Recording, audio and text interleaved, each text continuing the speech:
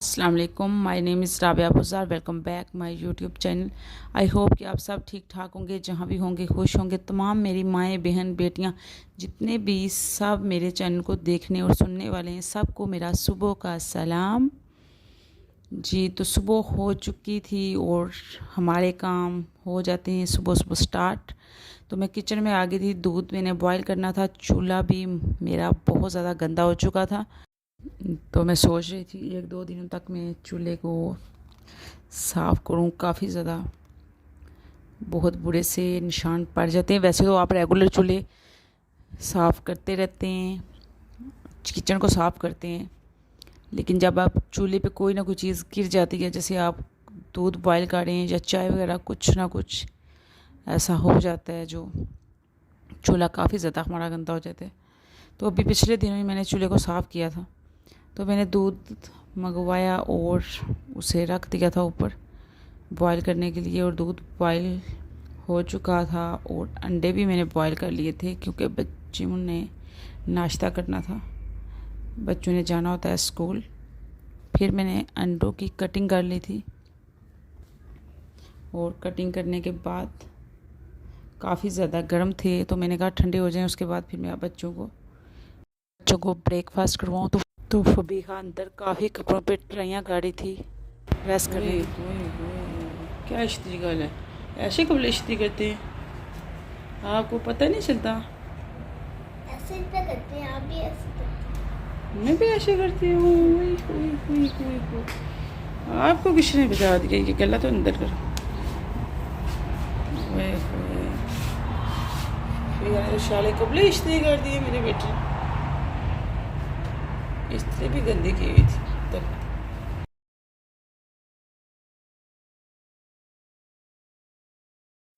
तो ब्रेकफास्ट करने के बाद बच्चे स्कूल चले गए थे। फिर उसके बाद मैं भी अकेली बैठ के उसके बाद चाय इंजॉय कर रही थी। तो फिर मैंने ब्रेकफास्ट किया, चाय वगैरह पी। उसके बाद दिन का टाइम था, बच्चे स्कूल से आने वाले थे, तो मैंने कहा चलें जो हमारी गली में शॉप है उधर से मैं ले आती हूँ ऑयल। और ये वाला ऑयल मुझे मिला है, उनके पास बस यही था, छोटी छोटी बोतलें थी, बस 2 पड़ी हुई बोतल। तो वही मैं ले आई, बनाना ले आई बच्चों के लिए, और आलू, शैम्पू वगैरह जो भी उधर से मुझे ज़्यादा ज़रूरी चीज़ें चाहिए थी ले आई थी। वैसे तो हम इकट्ठी चीज़ें लाते हैं, लेकिन कभी कभार होता है कि इमरजेंसी में आपको ज़रूरत पड़ ही जाती है। उसके बाद फिर मैं कर रही थी पर्दे स्टिच। पर्दे तो स्टिच हुए हुए थे, पर ये वो वाले पर्दे थे कि मैंने बरामदा जो हमारा है वो बहुत ज़्यादा ओपन था आगे से। वैसे सर्दियाँ वगैरह भी आ रही हैं, लेकिन फुल आपको पता है धुंध वगैरह होती है, सर्दी बहुत ज़्यादा होती है, और डस्ट इतनी ज़्यादा होती है ना कि आप रेगुलर भी जितनी सफाई करें इतनी कम होती है। अभी मैं आपको थोड़ा सा नज़ारा करवा देती हूँ। ये पर्दे मैंने रखे थे, और इस तरह से मेरा जो बरामदा है वो ऐसे बना हुआ है, बहुत ज़्यादा ओपन है। और जितने भी आप सफाई करते हैं, क्लीनिंग करते हैं, इस साइड पे हमारी सड़क है और गाड़ियाँ वगैरह गुजर रही होती हैं। ये मैंने जो मट्टी की हंडी और ये चीज़ें लाई थी, कि पानी में मैंने डिप करके पहले रख दी थी पूरी रात। इनको पानी में मैंने भिगो के रखा। फिलहाल तो मुझे इतना पता नहीं था, लेकिन जहाँ तक इसके बारे में मैं जानती हूँ, जितना मुझे एक्सपीरियंस है, कि हमारी जो नानी थे ना, अल्लाह उनको जन्नतुल फरदौस में आला मकाम अता फरमाए, तो वो बताते थे कि पानी में वो बहुत ज़्यादा ये बर्तन यूज़ करते थे, मट्टी के, गाँव में रहते होते थे, तो बहुत अच्छे बर्तन लगते हैं, बहुत ज़्यादा नाइस, और वो यादें पुरानी ताज़ा हो जाती हैं। तो जब भी वो मट्टी का कोई बर्तन लेते थे, उसमें पानी भर के रख देते होते थे। जैसे नहीं पूरी रात या दिन को आप उसमें पानी डाल के रख दें, जितना भी पानी उसने पीना होता है वो पी लेती है, क्योंकि एकदम से बर्तन फट जाते हैं या इस तरह कोई मसला होता है। वो फ़िलहाल तो इतना ज़्यादा मुझे भी इस चीज़ के बारे में नहीं पता था। उसके बाद सुना है कि आप जब भी मट्टी के बर्तन यूज़ करें तो उसको आप ऑयल लगाएं, यानी कुकिंग ऑयल, जो आप खाने में घी अगर आपके पास है या ऑयल है, तो आप अच्छे से लगा लें, जिस तरह ये मैंने लगाया है। इस तरह लगा के आप 2-3 घंटे, जितना भी टाइम आप देना चाहें, उससे अच्छे से आप ऑयल लगा के रख दें। उसके बाद आप उसको, क्योंकि आप किस मट्टी की कोई भी चीज़ होती है, अगर मट्टी का दीवा होता है या मट्टी की हंडी, हंडिया या हंडी जो भी आप बोलें, आप उसको जब एकदम से यूज़ करते हैं तो उसका ज़्यादातर खतरा होता है, जैसे एक लाइन सी पड़ जाती है या बर्तन फट जाता है, जैसे नहीं वो क्रैश टाइप का आ जाता है, तो ख़तरा होता है। क्योंकि मिट्टी की जो भी हंडी या बर्तन, कोई भी बर्तन होता है ना, उसको बहुत ज़्यादा खुश्क होता है। जैसे नहीं एक बंदे को पानी चाहिए होता है, जब प्यास लगी होती है तो बंदा कहता है कि पानी मैंने पीना है, और जब तक आप पानी नहीं पिएंगे तो आपकी प्यास बुझती नहीं है। इसी तरह जो मिट्टी के बर्तन होते हैं वो बहुत ज़्यादा खुश्क होते हैं। जब आप नए नए लेते हैं, उसके बाद फिर जब आप उसको पानी में रखते हैं या ऑयल लगा के रख देते हैं अच्छे से, फिर उसके बाद आप यूज़ करेंगे तो काफ़ी देर बहुत ज़्यादा लॉन्ग लास्टिंग स्टे करेंगे इंशाल्लाह। तो इधर मैं गूँध रही थी आटा, और मैं भी आटे को गूँधी जा रही थी क्योंकि पहले, आजकल तो आटे को कोई भी इतना ज़्यादा गूँधता नहीं है, लेकिन पहले जब हम छोटे थे तो जो हमारे नानी नाना या अम्मी, पुराने जो भी लोग होते थे, वो आटे को बहुत ज़्यादा गूँधते थे अच्छे तरीके से। कह रहे थे कि गंदम के आटे को आप जब गूँधते हो अच्छे से तो उसकी रोटियां बहुत अच्छी बनती हैं। तो आजकल बहुत कम लोग होते होंगे जो आटे को ज़्यादा गूँधते होंगे।